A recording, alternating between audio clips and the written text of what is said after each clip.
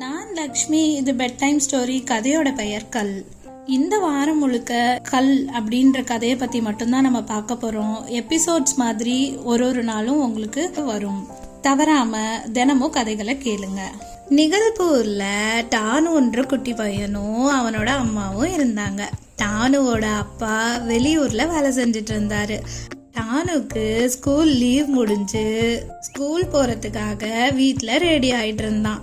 அப்போ அவனோட வீட்டுக்கு வெளியில ஒரு சின்ன வித்தியாசமான மினுமினுக்கிற ஒரு வெள்ளை கல்ல பார்த்தான்.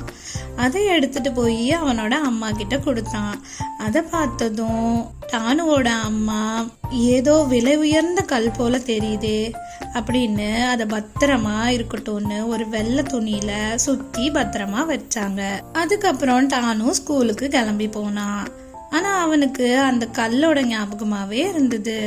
அது என்ன கல்லா இருக்கும், அம்மா அதை ஏன் அவ்வளவு பத்திரமா துணியெல்லாம் சுத்தி வச்சாங்க அப்படின்னு யோசிச்சுக்கிட்டே போனான். அப்புறம் ஸ்கூல் முடிஞ்சதும் டானு வீட்டுக்கு வந்தான். அந்த கல்லை எடுத்துக்கிட்டு அவனோட அம்மாவுக்கு தெரியாம அந்த ஊர்ல இருக்க நகை வியாபாரி கிட்ட போனான்.